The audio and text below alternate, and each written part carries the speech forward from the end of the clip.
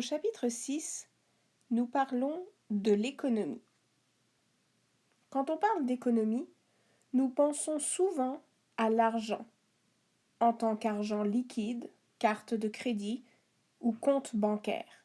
En fait, l'économie, c'est bien plus que ça.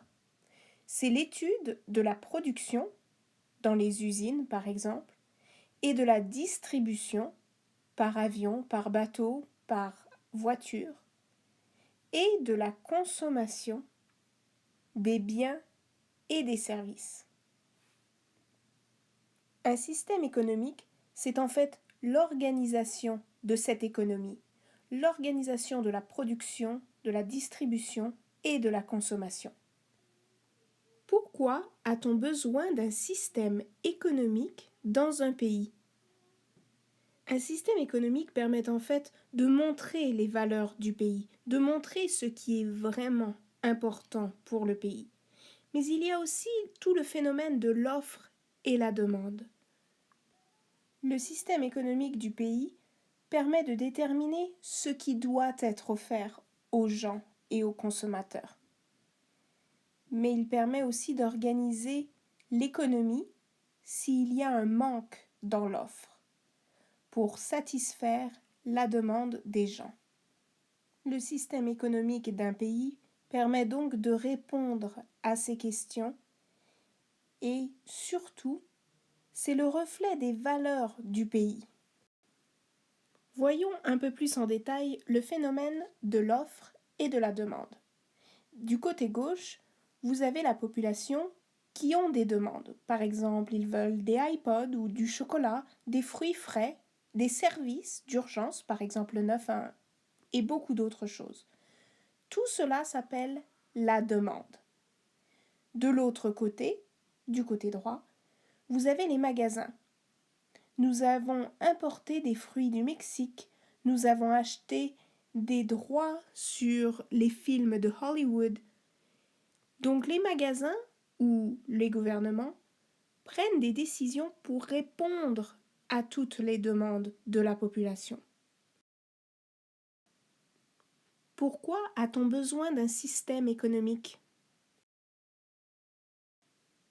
La raison principale d'avoir un système économique est pour réguler l'offre et la demande. C'est-à-dire que si la demande augmente, mais que l'offre ne suit pas, il y a un manque quelque part. Donc, il y a un problème. Le manque s'appelle une pénurie. Les pénuries peuvent être de sources diverses.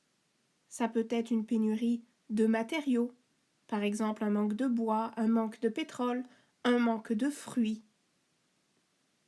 Mais il peut aussi y avoir une pénurie de main-d'œuvre, c'est-à-dire de travailleurs. Ça veut dire qu'il manque de personnes pour faire le travail. Finalement, la pénurie peut être financière, ça veut dire un manque d'argent. Observons quelques schémas. Tout d'abord, on commence par l'état d'équilibre. Quand l'offre est à peu près égale à la demande, alors le prix d'un produit est normal. Quand la demande croît, c'est-à-dire qu'elle augmente. Quand la demande d'un produit augmente, cela signifie que de plus en plus de consommateurs l'achètent. Cela veut dire que l'offre diminue. Cela veut dire que le prix du produit va augmenter.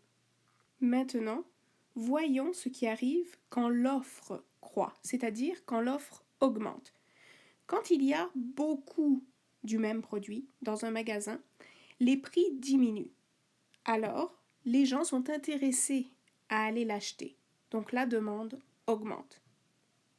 Certaines personnes pensent que le gouvernement devrait contrôler toute l'économie pour éviter les pénuries et pour fixer les prix. Selon eux, ce système permettrait d'avoir moins de problèmes.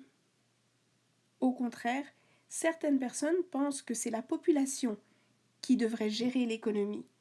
Selon eux, la population sait mieux ce qu'elle veut. Les individus doivent être en charge de l'offre pour répondre correctement à la demande.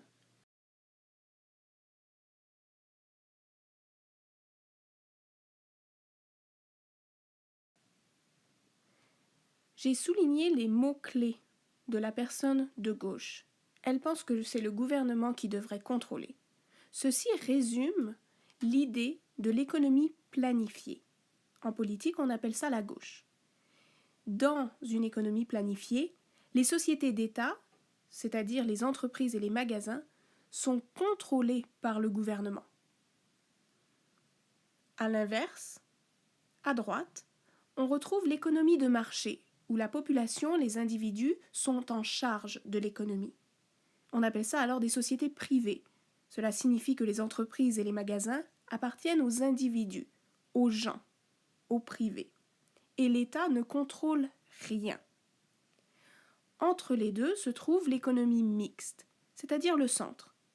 Le gouvernement possède quelques entreprises d'État, un peu comme à gauche, mais les individus ont aussi le contrôle de plusieurs entreprises, comme à droite.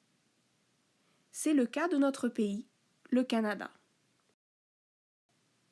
Voyons quelques exemples d'économie planifiée au Canada et d'économie de marché. En 1963 jusqu'à 1968, quand Pearson était le premier ministre du Canada, il a décidé de rendre le service de santé public et il a décidé d'instaurer des pensions de retraite. Ces deux services sont contrôlés par notre gouvernement. De 1984 à 1993, Mulroney était le premier ministre de notre pays. À cette époque, il a décidé de diminuer les dépenses du gouvernement. Cela a mené à la privatisation de quelques entreprises d'État. Certaines entreprises qui étaient avant contrôlées par le Canada sont devenues privées. Un exemple est Air Canada. Quand on parle d'économie et d'offres et de demandes, on ne peut pas passer à côté de la concurrence. La concurrence, c'est une rivalité. C'est comme une petite guerre, mais sans armes, entre deux producteurs pour offrir le meilleur produit aux consommateurs. Soit on décide d'avoir une meilleure qualité, mais surtout, la concurrence, c'est à propos du prix. Esso et Shell se font concurrence pour l'essence. McDonald's et Burger King se font concurrence pour la restauration rapide. Cependant, il faut garder en tête que le gouvernement intervient tout de même pour s'assurer que les producteurs respectent les lois, l'environnement et qu'ils n'exagèrent pas les prix.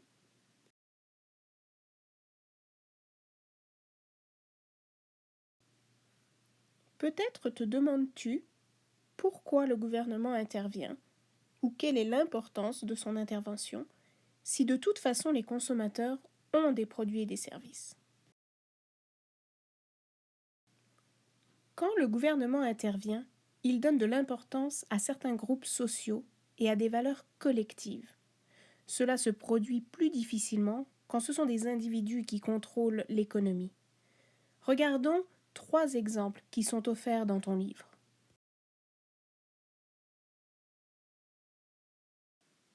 Dans la bande dessinée de la page 222 de ton manuel, le producteur veut faire un film canadien.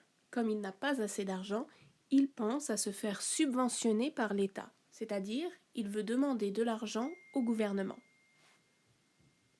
À la page suivante, on voit qu'à gauche, le gouvernement a subventionné le producteur. Alors son film est à l'affiche avec tous les autres films au cinéma.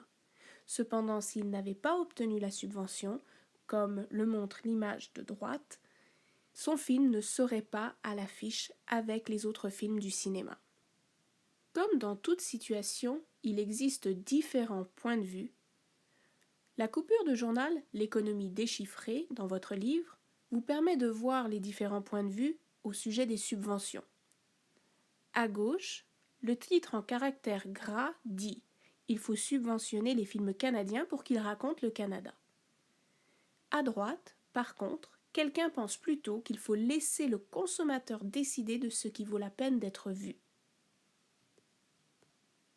Toujours au niveau du cinéma, et dans l'idée de montrer les différentes réalités canadiennes, Moccasin Flats est un film qui représente la réalité autochtone.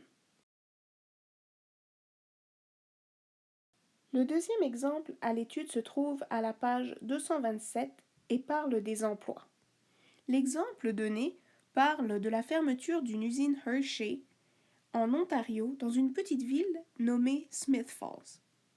L'entreprise voulait fermer cette usine afin d'en ouvrir une autre au Mexique et de réduire ses coûts pour construire une usine plus grande. Malheureusement, cette fermeture à Smith Falls faisait perdre 500 emplois à des travailleurs de la ville. Cette usine était aussi le plus grand employeur de la petite ville. Encore une fois, deux points de vue s'opposent. Le premier, à gauche, le gouvernement doit protéger les emplois et les communautés, les petites villes.